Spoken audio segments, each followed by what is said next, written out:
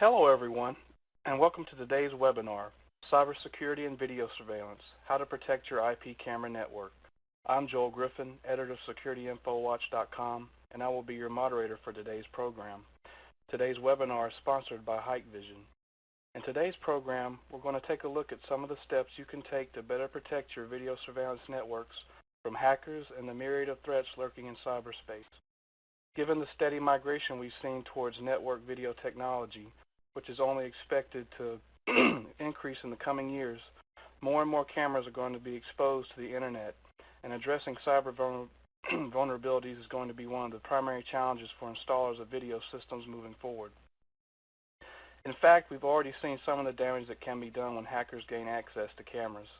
Earlier this year, it was revealed that the Carbanic cyber gang, which stole more than $1 billion from financial institutions, they were able to tap into the cameras of banks and monitor the computer activity of employees inside, which provided them with intimate knowledge of these firms' internal systems. This is just one example of the potential dangers faced by organizations with unsecured video networks. Now, before we get started today, there are just a few housekeeping items that I want to go over. First off, obviously the audio and slides for today's webinar will be delivered over your computer. If you feel like you may be out of sync with the presentation, you can simply hit the F5 key at any time to refresh the presentation viewer. Once our speaker wraps up his presentation, the remainder of the program will be reserved for Q&A. You can submit a question at any time by using the Submit Question box on the lower left of your presentation viewer window. Finally, today's webinar, including the audio and slides, will be archived on our site for a period of 1 year.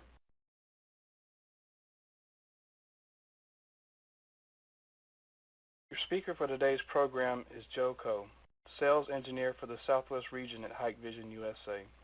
Joe has more than 20 years of experience in providing network security support in both the public and private sectors. In addition to his time working to protect employees at AT&T and developing software for the federal government at the Mine Health and Safety Academy, Joe has also served as a network security manager for 3 Olympic Games, including Atlanta, Salt Lake City, and Sydney. So without further ado, here's Joe. Thank you, Joel. I'd like to start off this morning simply by thanking everybody in attendance. I know that we're all very busy individuals, and just like to thank you. And as Joel said, these are my credentials. I do have 20-plus years of experience working in the telecommunications industry. I have done work with the federal government.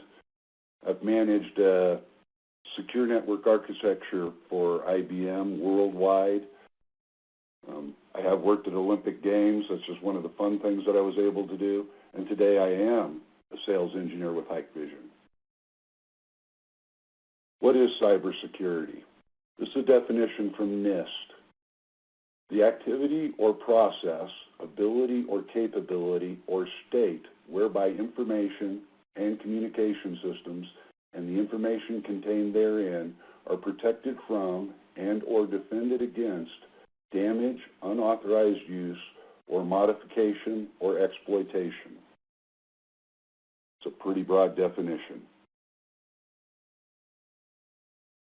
To bring up this slide, this is the gentleman that we should all know, Secretary of Homeland Security, the Honorable J. Charles Johnson. Secretary Johnson was sworn in on December 23rd of 2013. I'm going to let some of his comments actually refer to why I bring this slide up.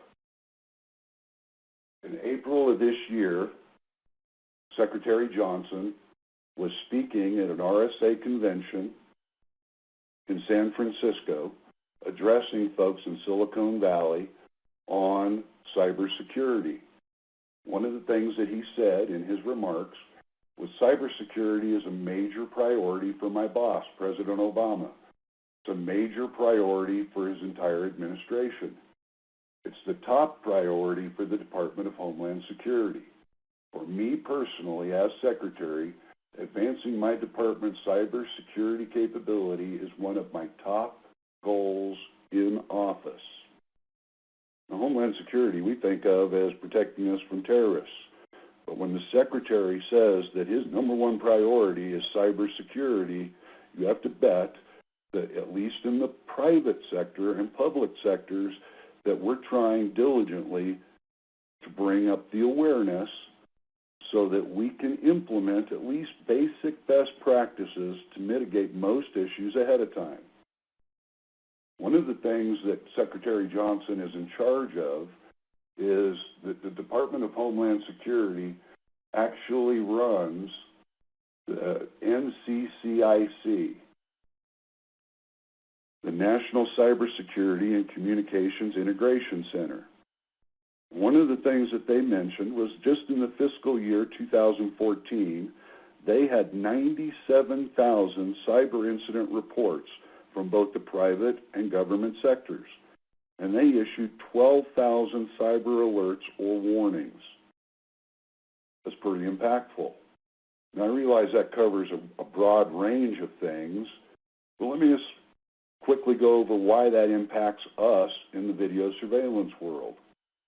Historically, video surveillance was called CCTV, closed circuit television, because those videos never left the premise that they were recorded at unless they were requested and recorded onto a separate medium, say for law enforcement. However, in today's world, for necessity or for convenience, people now need to be able to see that video remotely. They need to be able to act in real time when things are occurring. An example of that, there are real-time video verifications that take place now with law enforcement and monitoring services. Those services are made available because those appliances are attached to the internet.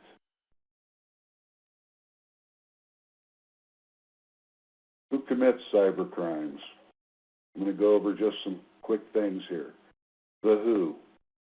Potentially anyone who has access to the internet has the ability to create or commit a cyber crime.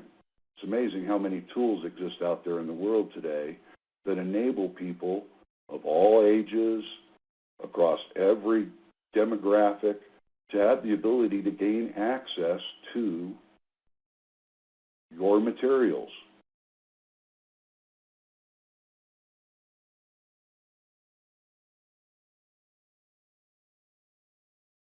How do they do it? They do that with a combination of things like viruses, malware, bots, or exploitations on the softwares themselves. It's a never-ending battle. To give you an example, I don't know how many folks of late have seen that even on their cell phones, that there have been vulnerabilities that have enabled people to gain access to the things they hold dear.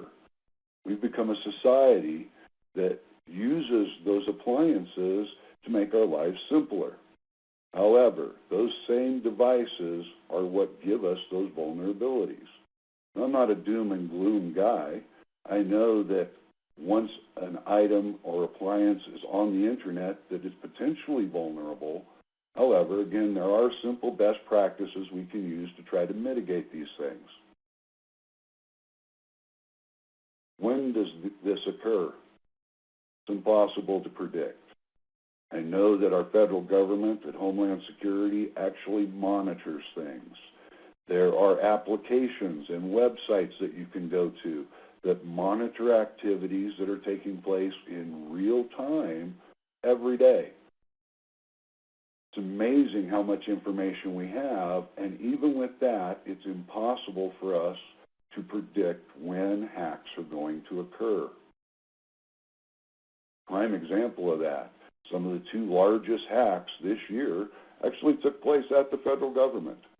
The Office of Personnel and Management was hacked earlier this year, and millions of employees with the federal government's information was exposed. Now, the Department of Homeland Security had actually been monitoring that, but they didn't know when it was going to occur specifically. Another example that's happened just this year as well was the Social Security Administration. Another government organization where millions of records were put potentially at risk to the public. You know, those are things that we have to consider. Can we go to the next slide?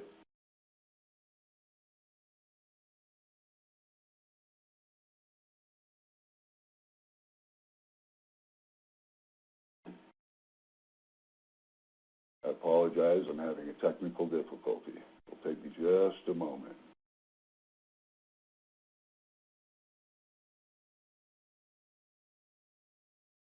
This is one of the things that I talk about. And who does this?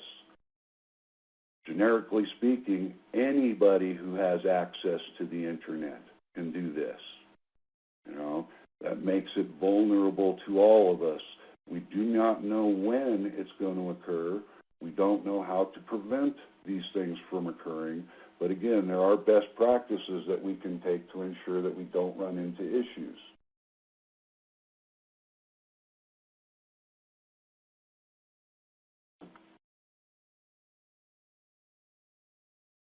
Again, I apologize. Joel, can you tell me what the slide at the top says on this header?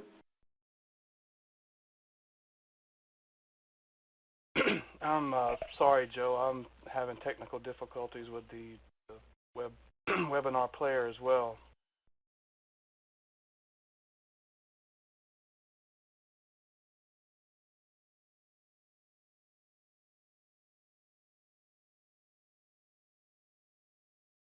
Everyone just hang with us, and we'll try to get this rectified here shortly. Thank you.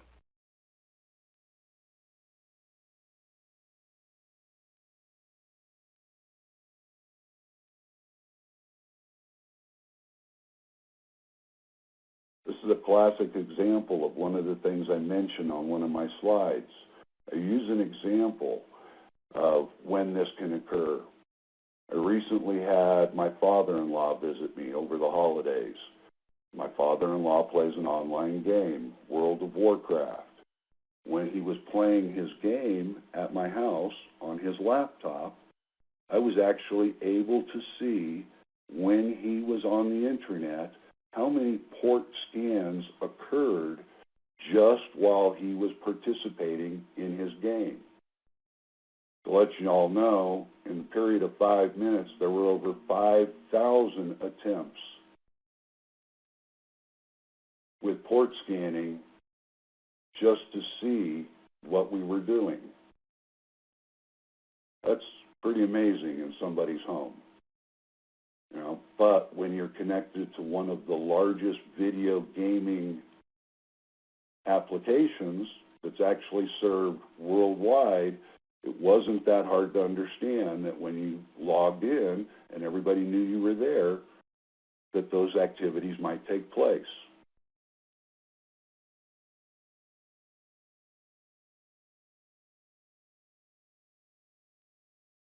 You're still not having any luck, Joel? Okay, Joe, I think it's back up now. Right. See if I can get back in.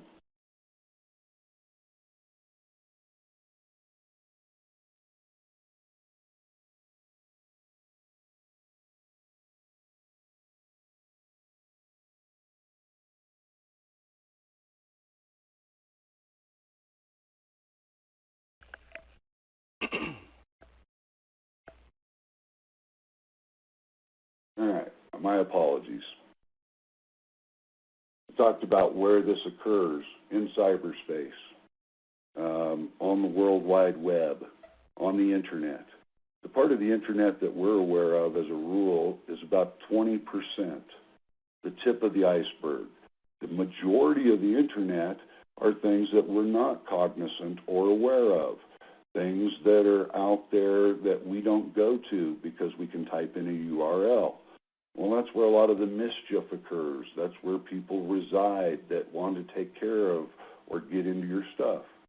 Why do they do this? Simply stated, in the video surveillance world, cybercrimes are committed generally for two reasons.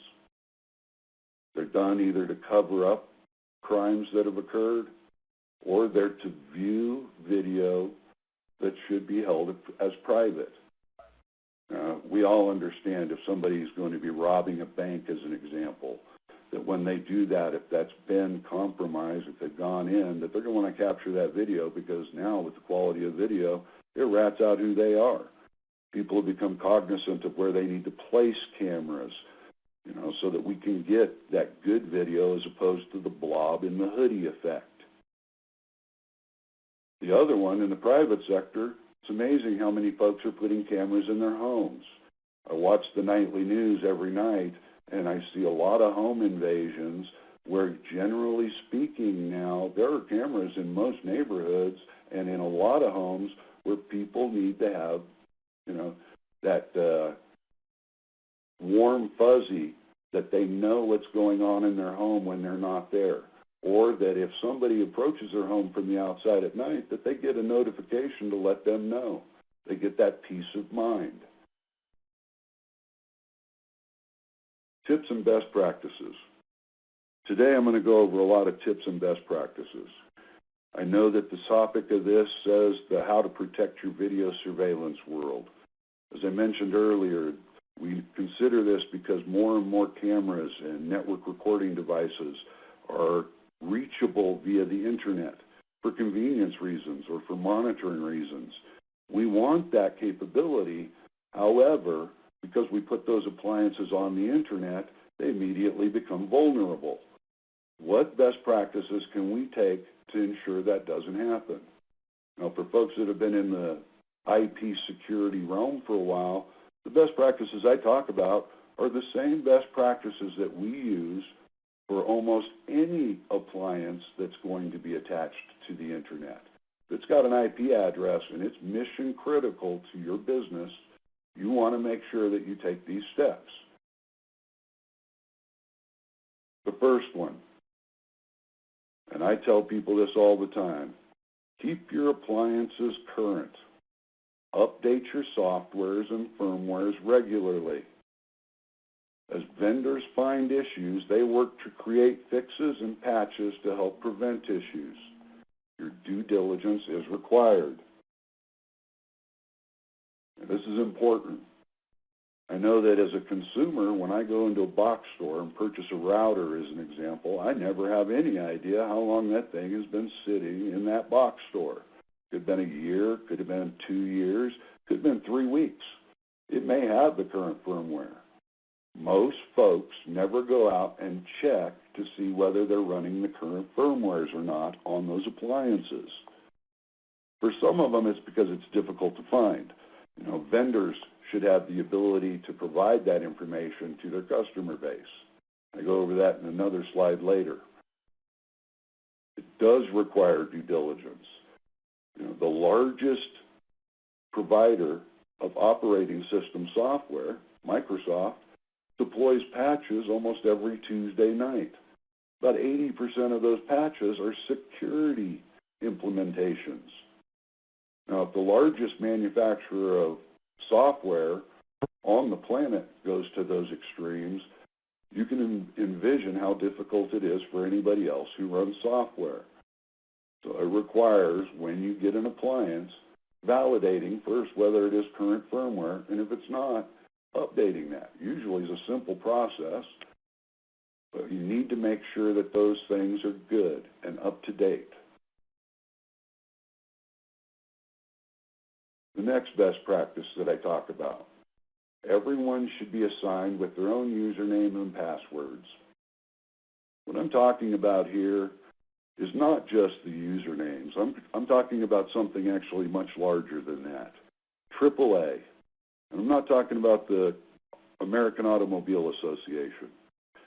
AAA is a concept where you have authentication, authorization, and accounting. All of the appliances that you use should integrate or utilize these functions. First, authentication. Most appliances, when you buy them, have a default username and password so that you can get on them. I don't know how many people never change those out of either ignorance or complacency. I don't believe that it's appropriate in either case. In fact, I truly believe that you should assign a username and unique password for each person who's going to ever access an appliance. That's the first step. The second step is the authorization. Those folks, when they log into those pieces of equipment, should only be given the permissions necessary to be able to perform the jobs that they have to do. Example, if I have somebody whose job is sitting at a guard desk looking at live video all day, I do not need to provide that individual, in most instances, administrative capabilities that would allow him to go in and delete all of the video that would be on a hard drive. I only give those folks the authorizations needed to perform their jobs. The third part is accounting, probably the most important thing.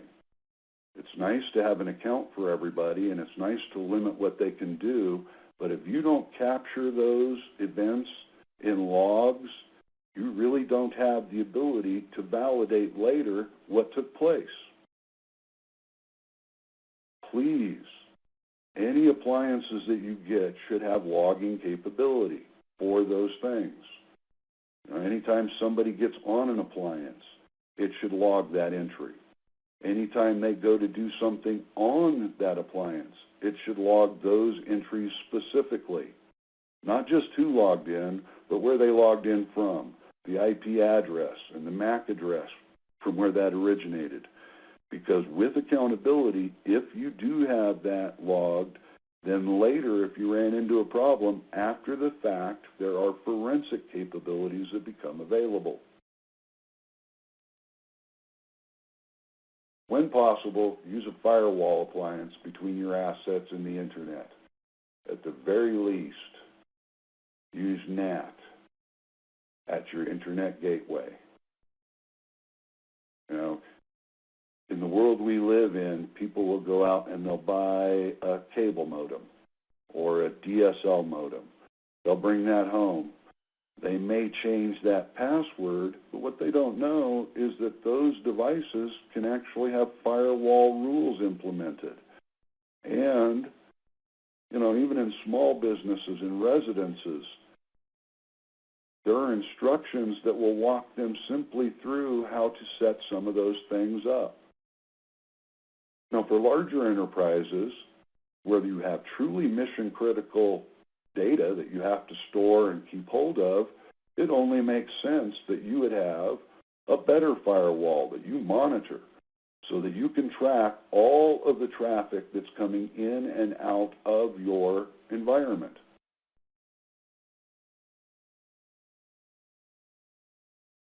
One of the things I talk about that goes beyond and works in conjunction with all of those firewall and router appliances is port forwarding. The ports that specific traffics use when they negotiate and talk with one another are the ones that we need to have available. To give you an example, out of the box, Hikvision cameras use 3 ports traditionally: port 8000, port 80, and port 10554. Now, those are the default ports. I talk about something called security through obscurity. If those are common ports that are actually advertised on the internet, and the internet has access to default usernames and passwords, if I never change those things and somebody finds out that I've got a camera system on there, how difficult is it truly for them to be able to get onto that appliance and defeat what I've tried to accomplish? You know, they can run hacking tools against it if I leave those things completely vulnerable. One of the things I teach people on a daily basis is buy appliances that give you the ability to choose the ports that you want to use for the traffic that you're going to be accessing. Well, that's kind of a strange statement, Joe. Why wouldn't I just go with the defaults? Again, because they're readily available on the internet. They get published everywhere. It's handy to have a device that you can actually change the ports so that when somebody sees HTTP traffic on port 5002, it doesn't necessarily narrow that down to a specific vendor list that they can now run hacking tools against. When possible, put your network and IT assets behind locked doors to limit unnecessary access. I used to put this slide up front because I don't know how many locations I've gone to, specifically in small businesses or residences even, where the recording devices that hold all of their video sit on a desk in a principal's office in a high school. And he's never in his office and he never locks the door. Now they have an IT closet that has a really nice rack that holds all of their communications gear. They just decided not to put that piece of equipment in there. Well, we need to think about those things.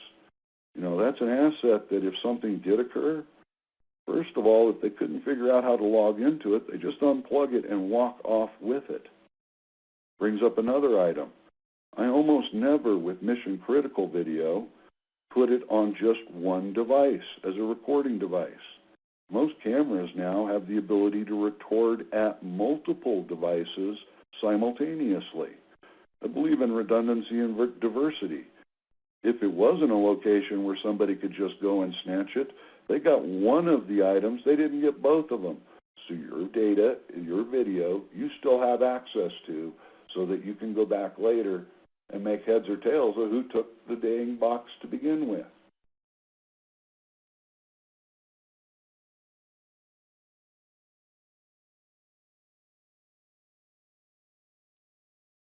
When you're using passwords and the AAA method, if you have things in place where you're requiring people to use specific passwords, isn't it handy to know when there are what I'm going to call illegal login attempts, where the password doesn't match? And those appliances better have the ability to lock that device down if somebody tries to log in inappropriately more than, say, 3 times. You know, that's helpful. You know, it becomes kind of a hassle when you've got somebody that's been on vacation for, say, 2 or 3 months, and they come back from a nice cruise on the Mediterranean, and they can't remember their password. However, it's easy to reset their password and then not make your network or your appliances vulnerable. You know, we can go ahead and reset those folks, but we've locked out potential goofiness before it gets started. Most appliances offer this, but on a lot of them, you have to configure it. One of those steps that I recommend heavily.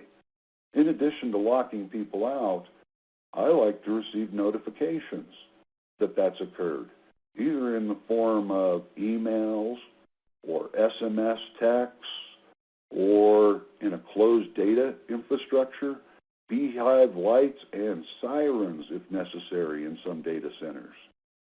Something that's going to bring it to the attention of the folks that are going to be in a position to make a difference.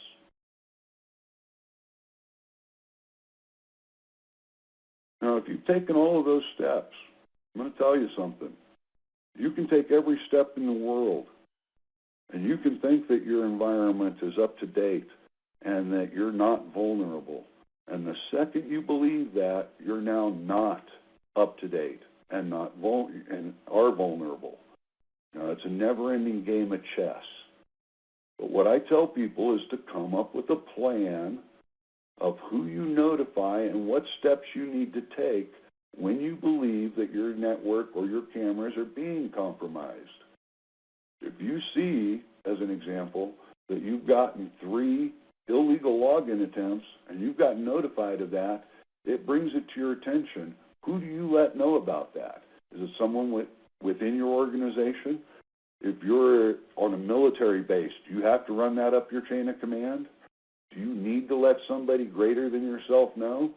Well, if you don't cascade that information down to those folks that are monitoring or getting that information, if you don't have a plan in place, then it's sometimes hours before you get the information that you need to be able to do those forensics. you suspect the vulnerability is due to a flaw with the manufacturer, notify the manufacturer.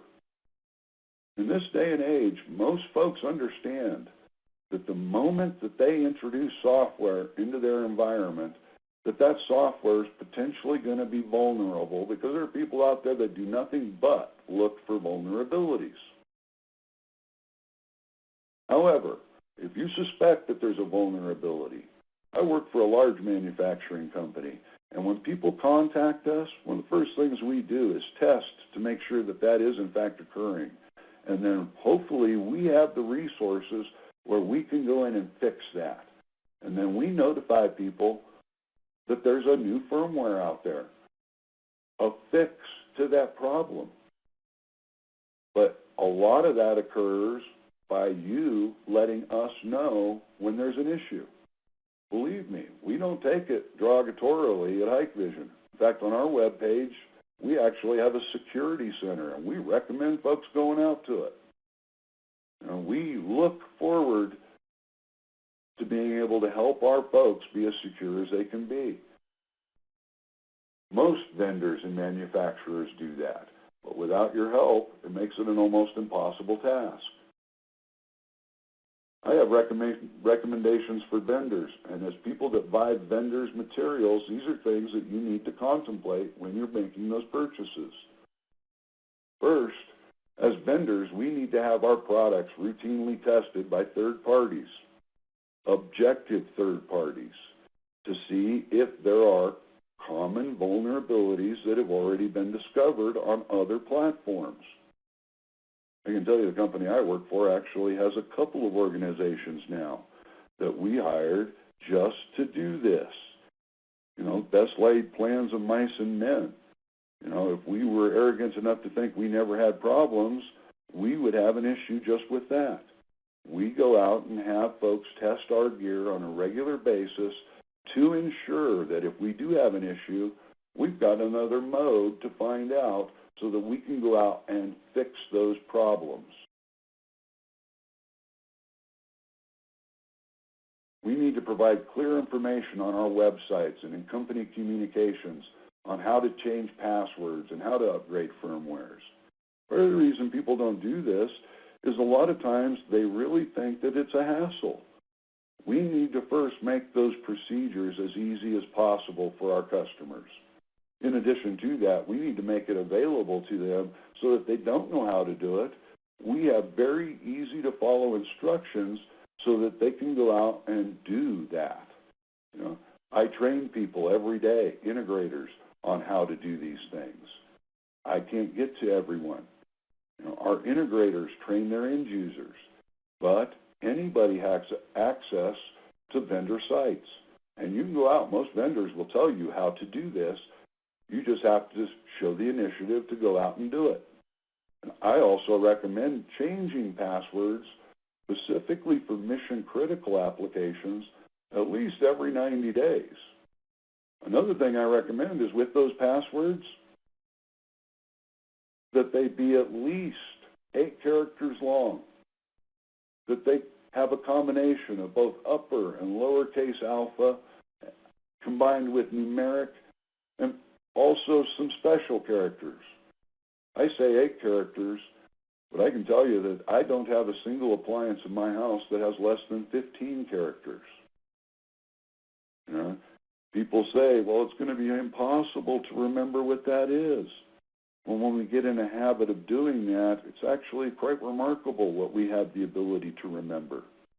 You know, if we bring up that awareness and we make it more difficult from the beginning, people aren't able to run simple password hackers applications against our applications or appliances to be able to get access to them.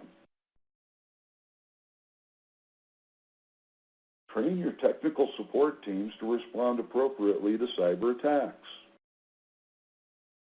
You know, when somebody does, as part of their plan, have rules or practices that say you need to contact tech support immediately, it would be handy if tech support actually knew how to handle that. Is there a process in place with those technical support people, with the vendors, where they can document what's going on? so that they can then set the chain in motion so that we can make changes if we need to, so that we can start notification processes, so that we can let folks, at Homeland Security know if it's a much broader thing. But we need to train our technical support people on how to respond when those things occur. We need to always remember, no one's immune. We're simply lucky. If anyone wants to spend enough time and effort, they can find a way to get into a device that's attached to the internet. Again, we have evidence of this every day. And it's not just the folks in the United States that are vulnerable to this. I use an example. I live just outside of Cheyenne, Wyoming, small community.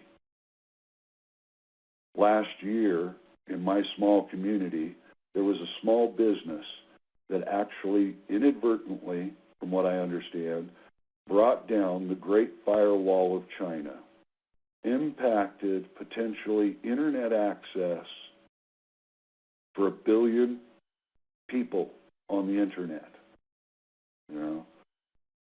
I say that this was, accidental because I don't know what actually took place. I just know where it originated and what its impact was.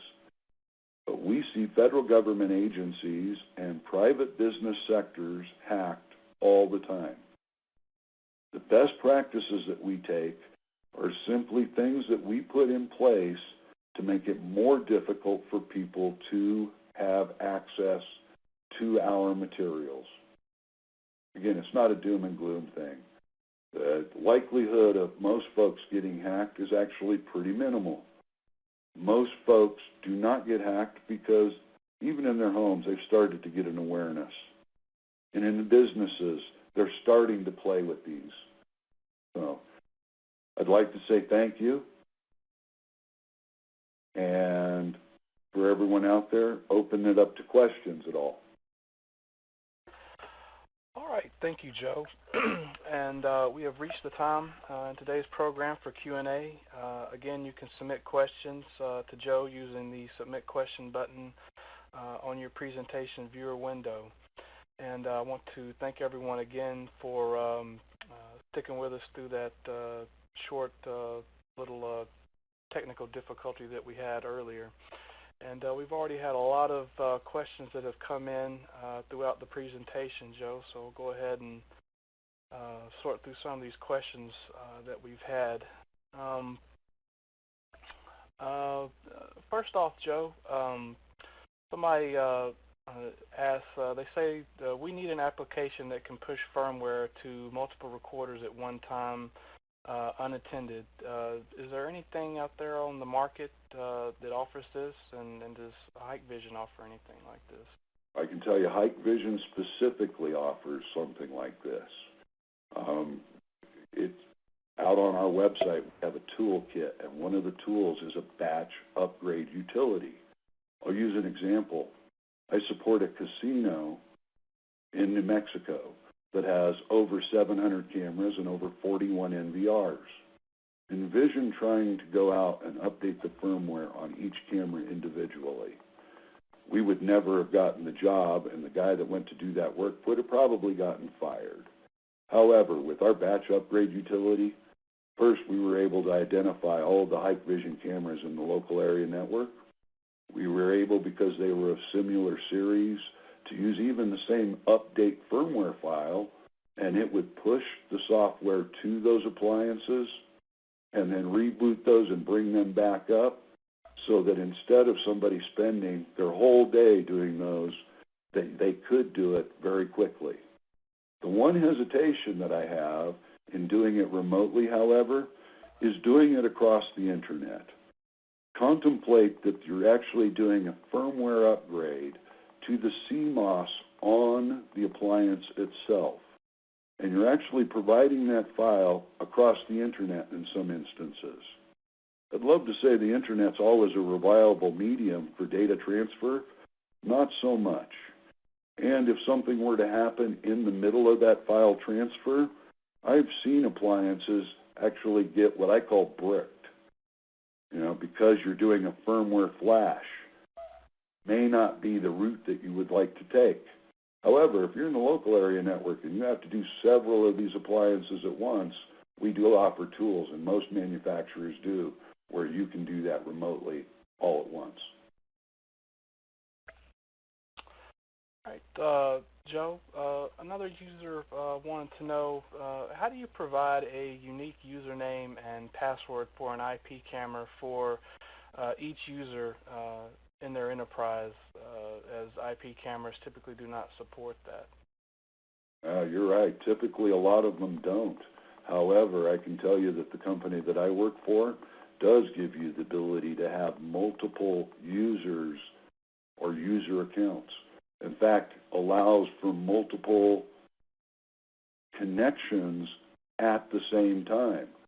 Problem with that is that if it's not managed properly, first of all, you will run into an issue where you won't have enough logins. In addition to that, envision 50 people trying to get access to a single camera whose focus in life was actually sending maybe 2 streams of video to an NVR to be recorded. We offer alternatives, usually when we're trying to design the network, where we may offer an appliance or computer that can provide multiple streams of video outbound with a single connection to a camera or to an NVR, like a video media streaming server. So there are things we can do. I have daycare centers as an example, where even parents can be grouped into classrooms that their children would be in. Perhaps they have just view capability and their child is in room A. Instead of creating a username for every parent, I give them the username for the group. Now, if it's an administrative function, I definitely want those folks to have individual usernames and passwords. And in most instances, you're not going to exceed with bodies the number of people that we can provide available usernames for. Now, I can't speak for every company, but I know that we do offer multiple logins, multiple usernames for this reason. Joe, can you configure your password protocols to require more than one form of authentication to heighten security? Currently, it's one of the things that we're looking into, actually. I assume that you're talking about things like RSA keys or maybe fingerprint or eyes, or just something that's different than just the traditional username and password. And in some of those mission-critical locations, because we don't offer that yet, most of those locations have actually considered things like security when they came up with their architecture. So even to get into those locations a lot of times requires access to a VPN, where some of those other third-party authentications are in fact required. But I know within our softwares, even on our NVRs and cameras, we can limit even down to a MAC address where traffic can originate to log into our devices. So although I don't have some of those other authentication mechanisms, I do have the ability to lock that down pretty tightly. But as those things come up, believe me, I deploy things in areas where it's very mission-critical video. And I help them architect oftentimes some of those scenarios.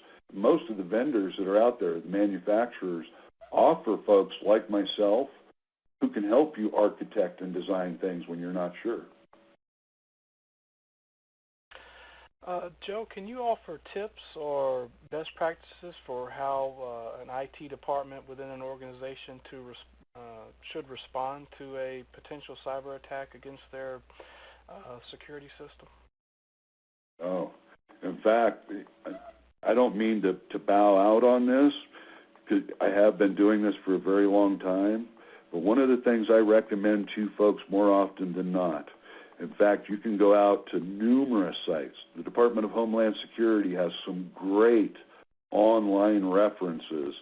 And first, you have to have a plan so that you can distinguish, what is mission critical in your environment and what things to look for.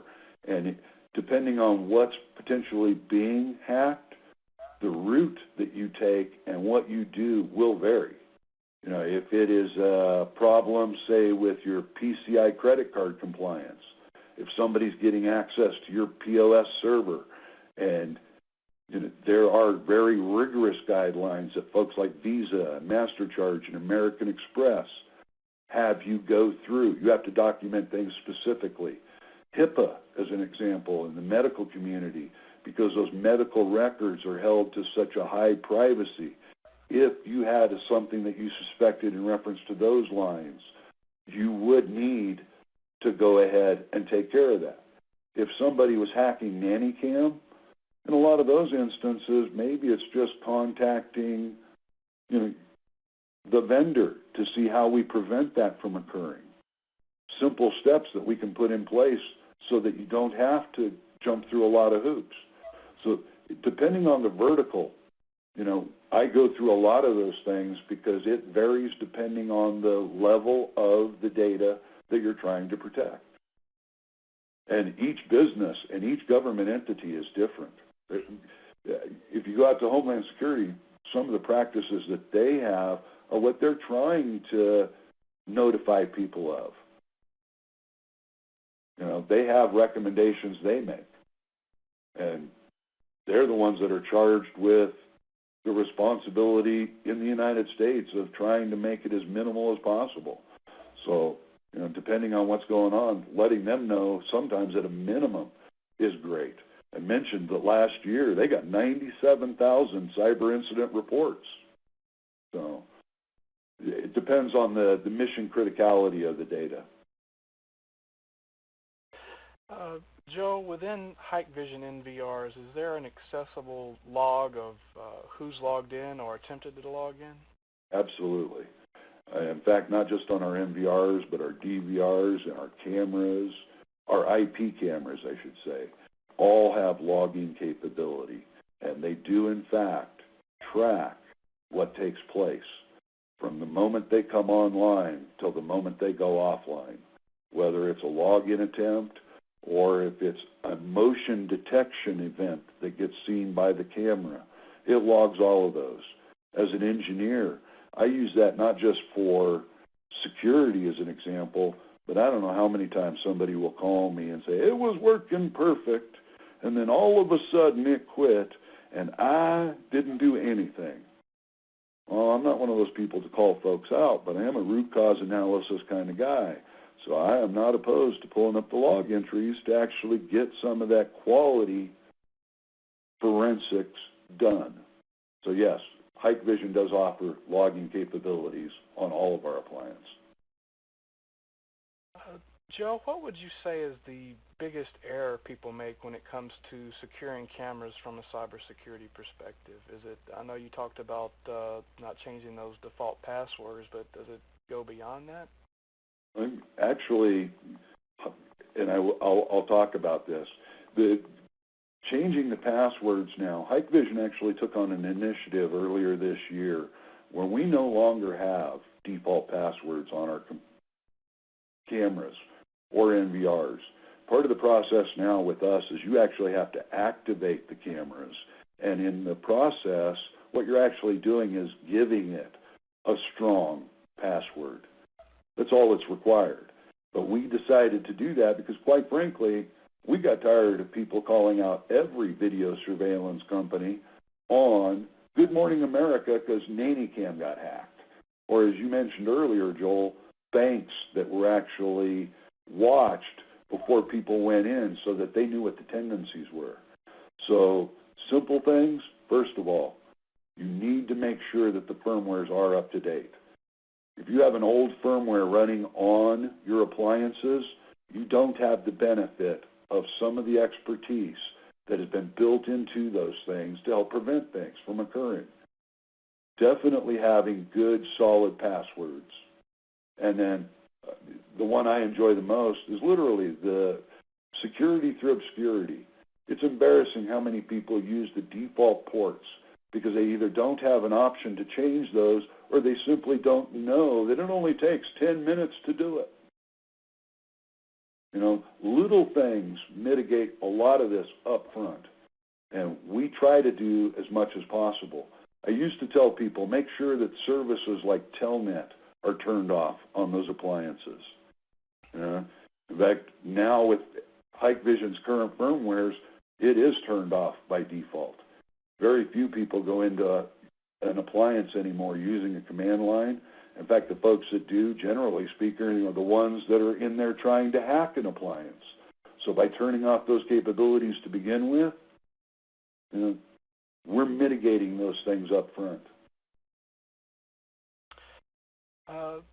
Joe, why can't the security industry emulate the IT software industry when it comes to staying abreast of software changes, updates, and security alerts to customers? Is it because the physical security realm is still so proprietary?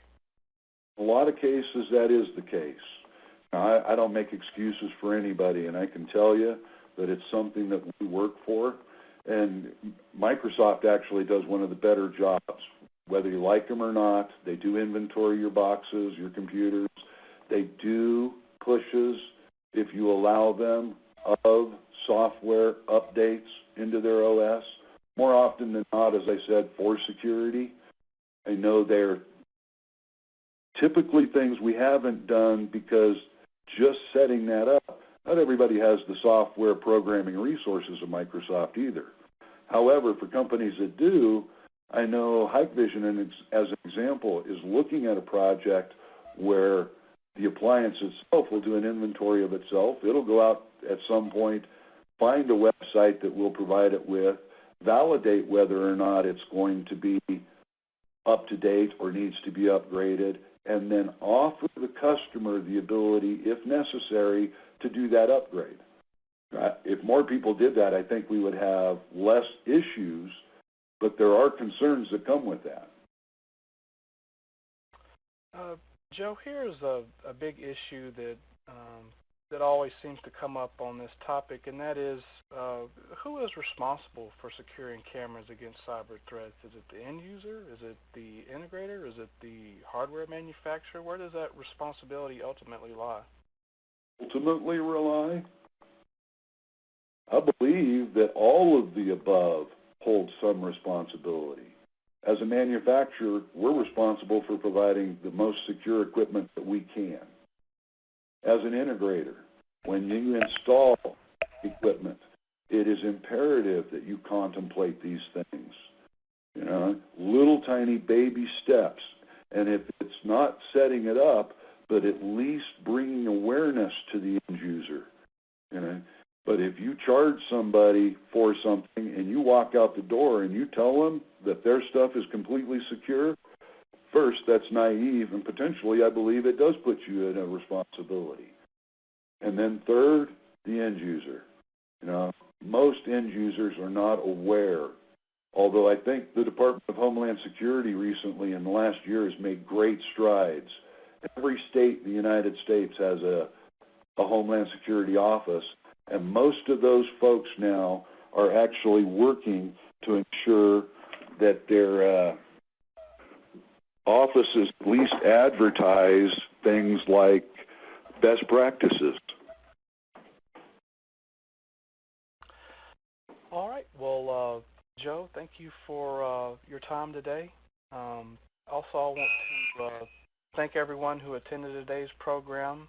The webinar will be archived on our site for 1 year following today's presentation, and you will receive an email notification once that has occurred.